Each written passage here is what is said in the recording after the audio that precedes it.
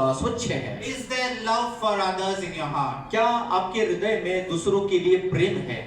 Hallelujah. Hallelujah. Are you understanding my people? समझ पा रहे हैं मेरे लोग?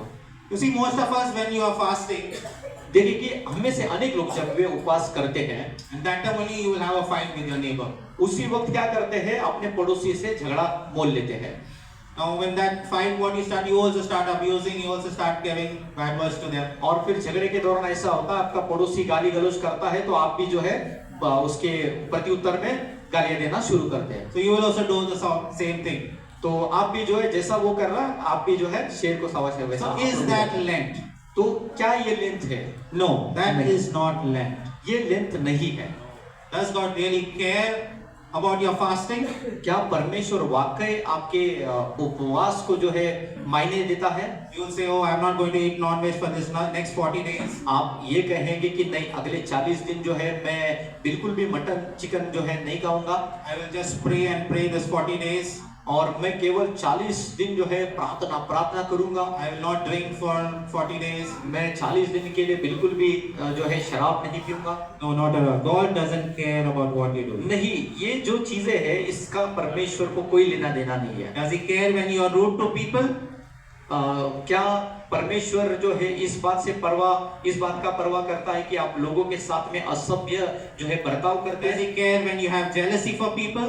क्या परमेश्वर तब जो है परमेश्वर को फर्क पड़ेगा जब आप लोगों पर ईर्ष्या करेंगे, जलन रखेंगे? Does He care when you are angry or you get angry on people? क्या तब परमेश्वर को कुछ फर्क पड़ेगा जब आप लोगों पर क्रोधित होंगे? Yes, He does care. जी हाँ, तब परमेश्वर को फर्क पड़ता है। Because He is more concerned. क्योंकि परमेश्वर की चिंता इस बात की अधिक है। He is more concerned what comes out of you. आपके अंदर से क्या आता है, आपके हृदय से क्या निकलता है, इस पर परमेश्वर ज्यादा जोर देते हैं। Not what goes inside you. बल्कि इस पर नहीं जो आपके खाने के द्वारा आपके पेट में जाता है। Because you need to understand very simple. एक छोटी बात जो है, आसान बात आप समझ ले। Whatever you eat, जो कुछ तुम खाओगे, whatever you eat, it gets flushed the next day.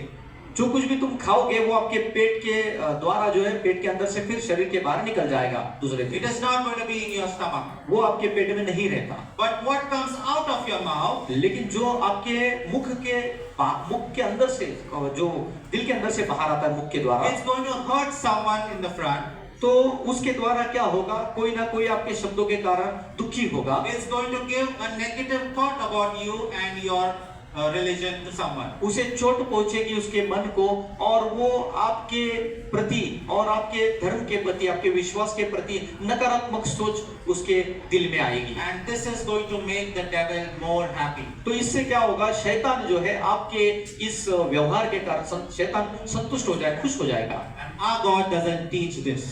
हमारा परमेश्वर यह नहीं सिखाता है। Hallelujah.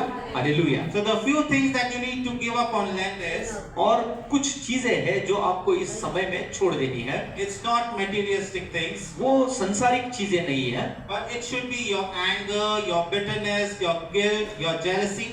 बल्कि वो है आपका गुस्सा और आपका क्रोध करना, आपका एक दूसरे पर जलन करना। Everything that separates you from God, you need to stop doing that during this Lent. वह हर एक चीज जो आपको परमेश्वर से अलग थलग कर सकती है, उसको त्याग कर देना है। Hallelujah. हालेलुया। Hallelujah.